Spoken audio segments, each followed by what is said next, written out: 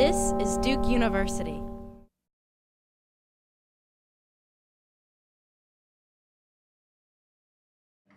What I thought I would do is just give a few reflections, I guess, kind of notes from the field in the Senate, and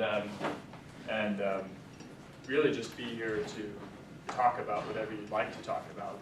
One of the fun things about working in the Senate for so long is that you get to work on about everything. So everything from, within the energy space, everything from, the Nuclear Regulatory Commission and staffing levels to, more recently, LNG exports to ethanol plants in Indiana and my home state of Iowa. I want to thank Brian for having me and Marty for inviting me down. I got to spend yesterday at the Sanford School talking about public policy. So there I could pretend to know what I'm talking about energy. And now that I'm at an energy school, I can pretend to know what I'm talking about public policy. And we might get a little bit of overlap. But, it's I have to say about Brian, he also is sort of a pain to me, because when I was working in the Senate, he got the ear of Senator Lugar and would sell him on these ideas. These wonderful policy ideas, and then the senator would come back all excited, like, all right, well, why don't you pass that? And that's a tall order. But what does it sound like when he wasn't buying? He was well, that's true. That's true. Energy. Well, energy isn't one thing, of course. It's lots of things to lots of people. To most people, it's flipping a switch in your home, and you don't really think about where it comes from. You don't think about how much you use, because this country is largely blessed with pretty cheap energy. But it's incredibly complex, the system from oil fields in Angola to windmills in my home state of Iowa, and how that all fits together. So what you do here in terms of research, in terms of coming up with solutions, in terms of understanding the problems is really very critical. And so then how do you bring it to policy? And one of the great things about working in Congress, which I encourage the students to think about when you are looking at careers, is the ability to work both on policy and politics at the same time. At the highest levels of government, you have to be able to do both effectively. We see, unfortunately, today a lot of people just want to talk about politics, and then you have to sort of wonder, well, what are they doing for the country without the sound policies behind them? Likewise, if we can have all the greatest policy ideas in the world, but if you can't adapt them to political realities, they won't get anywhere, and they'll just sit on a shelf. And so I say that because I'll probably jump between the two topics a lot, so you have to forgive me for that. It's sort of recovering Hill staffer here. The title of my talk has Congressional Inaction. Yeah, Congressional Inaction. Well, that's almost true. The fact is that over the years, we've put in place lots and lots of programs within the energy and environment space. Including somewhat recently. The challenge really, I think, is that there's no, as the overused phrase says, there's no there sometimes. There's no vision of where should this country be going. Some individuals have that vision, but as a nation, there's not clear direction. Now, where does some of the inaction in Congress come from? Well, today, obviously, hyperpartisanship. So you get these extremes of defund the EPA to take away all the oil subsidies. Both views may have some merit, but they're largely symbolic, right? So hyperpartisanship, we understand that. Regionalism. So energy, I think over the last couple of decades, energy policy has been essentially a story of regionalism rather than political parties. You have, we have ethanol states. So my farm in Iowa, we grow corn, and some of that corn will go to ethanol, and that's pretty nice. We have the coal states, we have oil and gas states, And that reality is still alive today. In fact, I think it's one of the areas that political scientists will be looking at as oil and gas, in particular, spreads. So I think over, sort of historically, we've had about 30 or so senators from oil and gas states, but that number is probably about 40 today.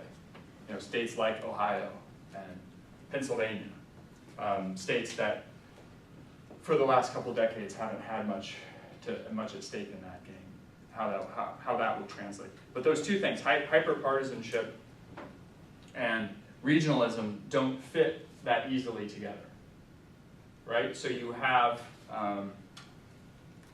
I remember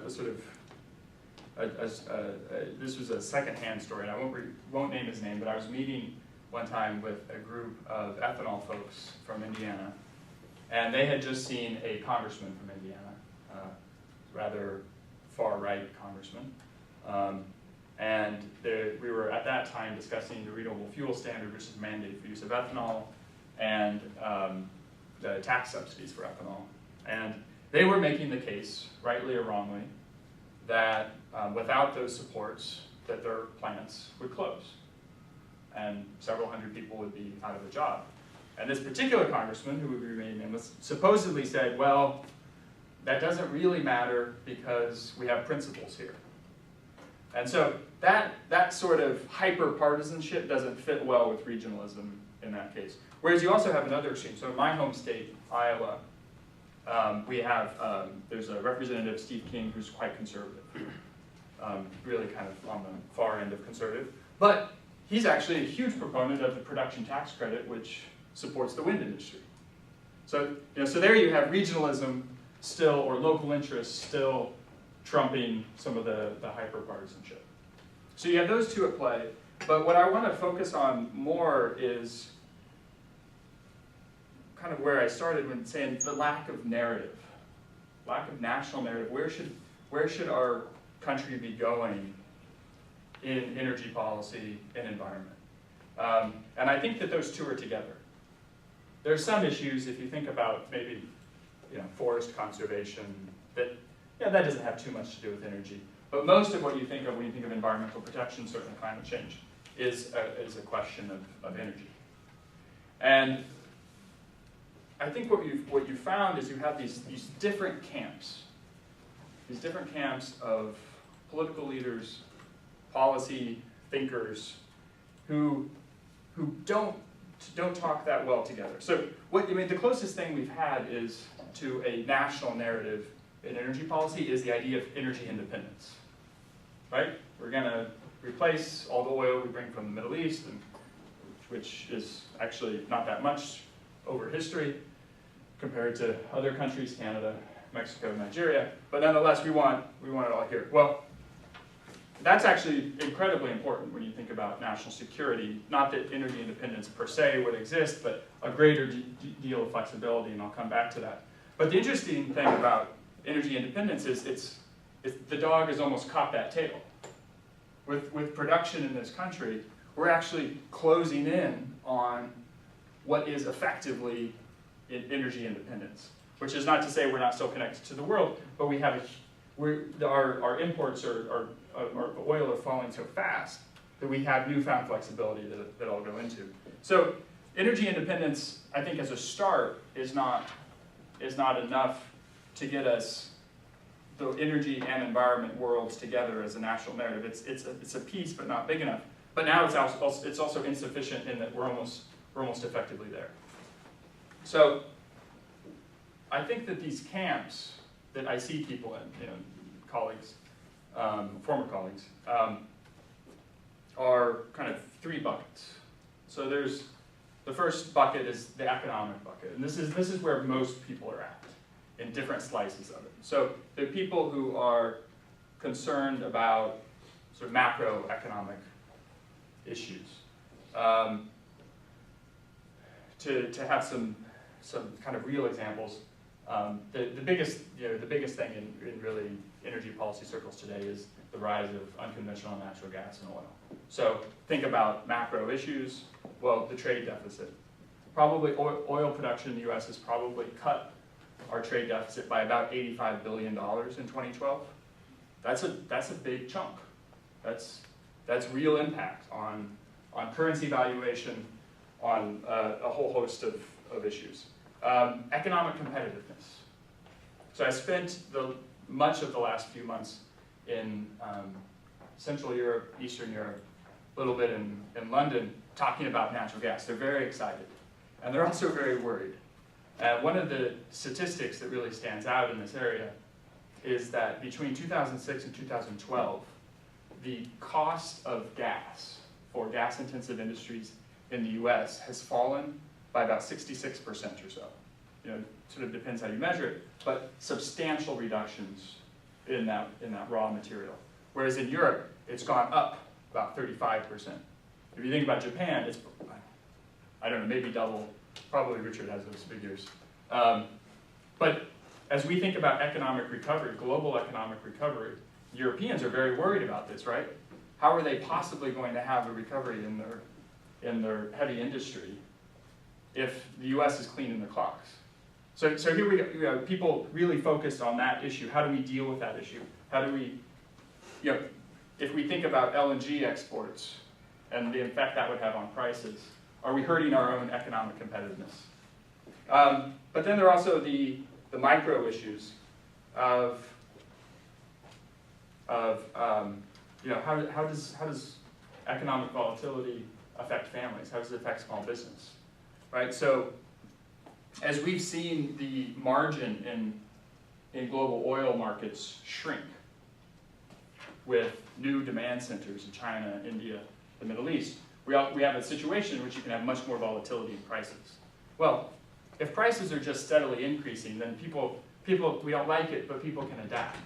But if they're spiking, and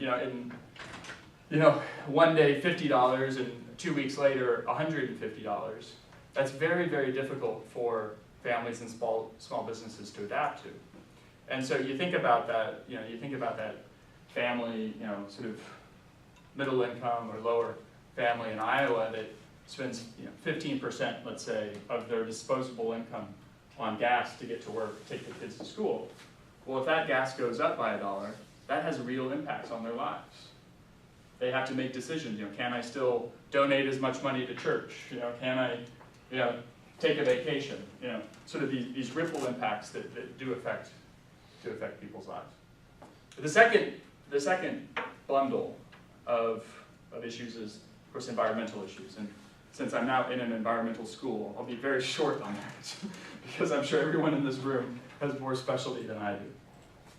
But what you have is a narrative of people who are so transfixed on addressing certain environmental gains, that they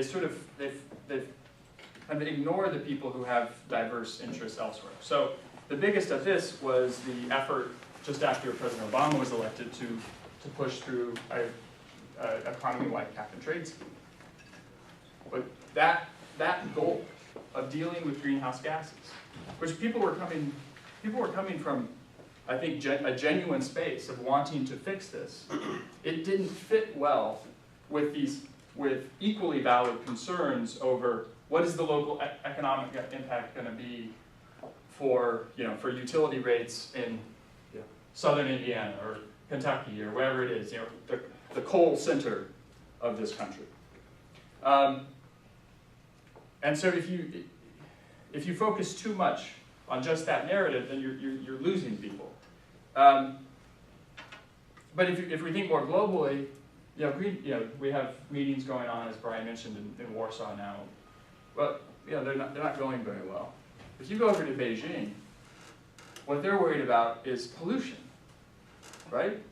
I mean, profoundly worried about pollution, because you can be standing on one side of the street and you can't actually see across the street. So, in these cities, it's a major concern of political stability. They don't want protests, right? And so, well, why does that matter to us? Well, that's common ground. I mean, that's common ground in the U.S. It doesn't matter if you're Democrat or Republican. Who doesn't want clean air and clean water? Now, we can have questions over what does clean mean, and what are the costs that we're willing to bear to get there. But that's common ground, which, by the way, can have knock-on benefits for reducing greenhouse gases. Final bucket, which I'll spend a little bit of time on because it's more in the wheelhouse that I spend my time on these days, is the national security bucket. And there are relatively few people who are singly focused on national security, but it's a language that's very important within the energy debate. And why is it important? Well, it's easy, right? I mean, we have fought wars over oil. I mean, not just oil, but let's face it. You sort of look around the world, particularly in the Middle East, and that's where what we've faced over time.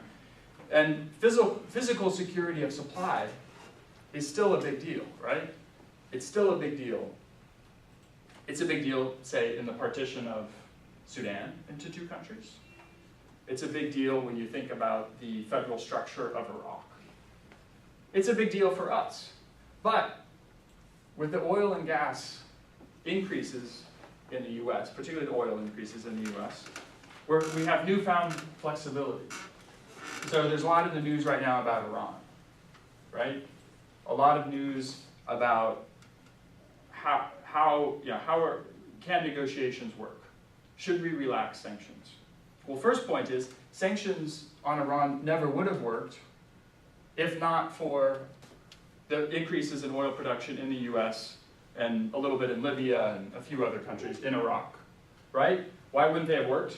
Because you tighten the grip on oil production out of Iran, it'll, without supply elsewhere, it'd send the price soaring across the world, including the United States, and all of a sudden the American public are not going to be very favorable to sanctions on Iran if their gas price is going up.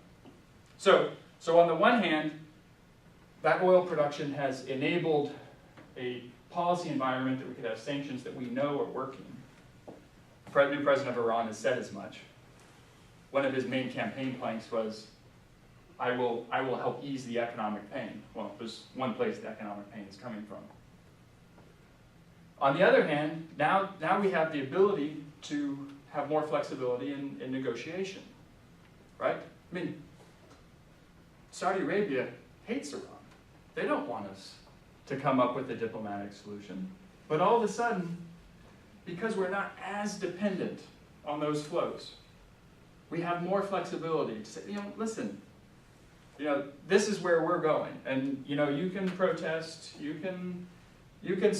they turned down a seat on the Security Council in protest of all this in Syria. Well, we have some new flexibility there. I think it's a huge question. It's a question for people at this university, maybe in this room. What is that going to translate? How are we going? What is that new leverage we have? What is the new flexibility we have? How are we going to actually utilize it around the world? Number two in this national security bucket is leverage over supplies. So on Senator Lugar's staff, we spent a lot of time in the former Soviet states. And there you have, traditionally, a lot of gas in Central Asia, a lot of gas in Russia itself. So from Central Asia to Russia, you have pipelines going up to Russia, so they capture all that gas and then sell it on to Europe. There are 4 or 5 major pipelines. And gas in Russia still is Gazprom has a monopoly on exports. Well, the CEO of Gazprom sits down the hall from President Putin. Gazprom is an instrument of the state, even as a lot of people in the company want it to be a real company, but those policy decisions are being made in the Kremlin. Well, so every January, you get threats of, well, we're going to shut off the gas, if Ukraine doesn't do what we want, or Romania doesn't do what we want, or whoever it is, right? And they've actually done it. They did it 2 times in a very big public fashion, but they've also sort of done it on the margins in multiple countries. Well, it's very interesting what's happening now. U.S. gas, this huge increase in the production of U.S. gas, is already having a dramatic impact on that dynamic. Why? We're not exporting any gas to Europe right now. Maybe we will in a few years if the plants are complete. But right now, The gas is sitting right here in the US. But countries like Qatar, Algeria had built up massive gas export facilities with the US market in mind. But now we don't need it. Now we don't need it. And so that gas is available to Europe. And so it's starting to come into the European market. And what it's doing is increasing the leverage of countries like Bulgaria, even though they're not getting the gas yet. It's increasing their leverage in price negotiations with Gazprom.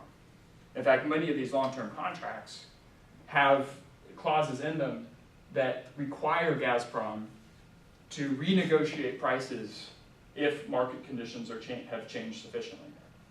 And so you're seeing, in a big way, breaking of prices between gas and oil indexed to each other.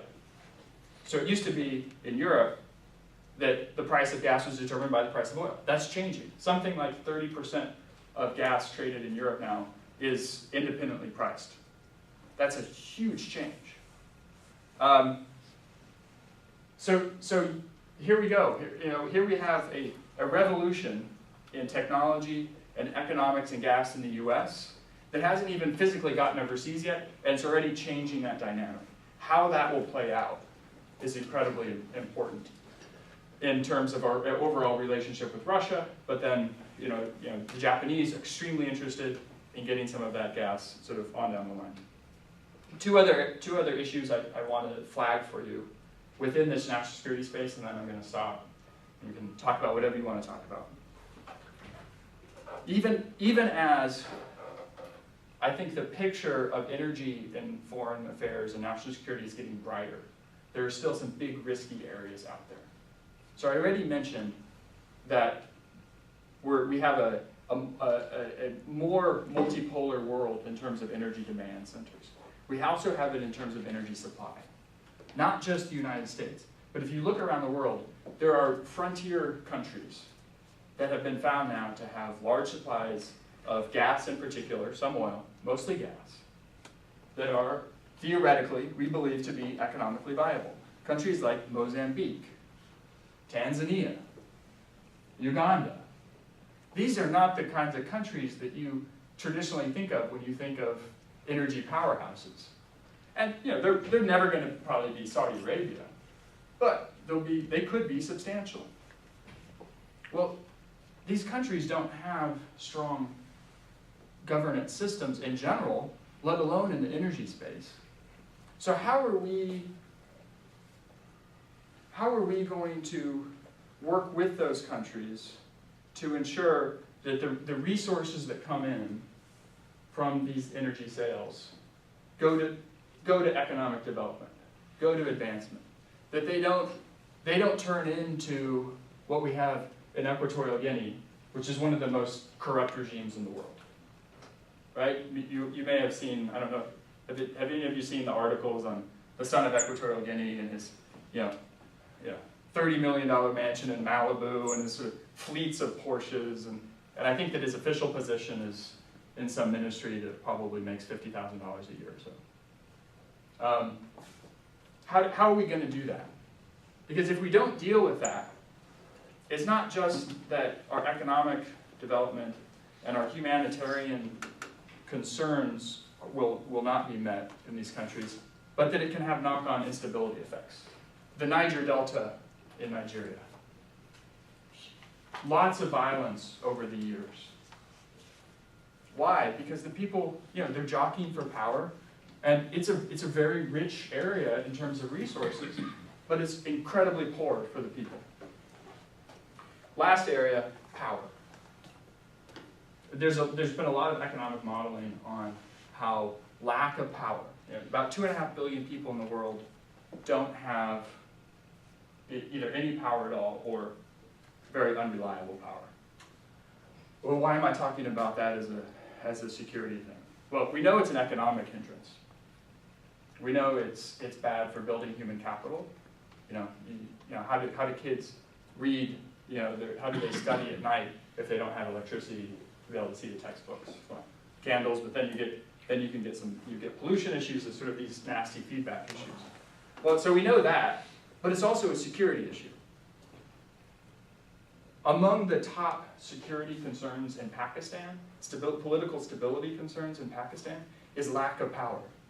People get tired of the blackouts rolling across the country constantly. The inability to be sure that you're going to be able to cook your meal at night. It's a huge concern. It's such a big concern that the U.S. government pumps hundreds of millions of dollars into helping Pakistan refurbish, old plants, hydro facilities. Same thing in Afghanistan.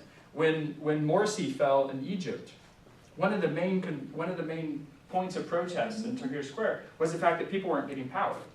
Now, that was a little bit more complicated because it seems like some of the people who were running the power stations were actually sympathetic to the military, and they may have been cutting power. But there you go again. Access to power, I think, is going to be one of the defining issues in the national security energy space in the future. And it's one that nobody really has answers to yet. I think about the environmental implications of powering 2.5 billion people. Is it going to come from coal? Is it going to come from hydro? If it's coming from hydro, are we talking about little rivers along the Nile? Are we talking about the Three Gorges Dam? Is distributed generation going to work? Is that distributed generation going to be small modular nuclear reactors that may have their own security risks? Or is it going to be windmills? Is it going to be solar panels? So if there's one area that I would encourage you all to research and to dig into, it's that area. Because I think it's the area that really has no answers yet, and where you can make a big difference. Produced by Duke University, online at duke.edu.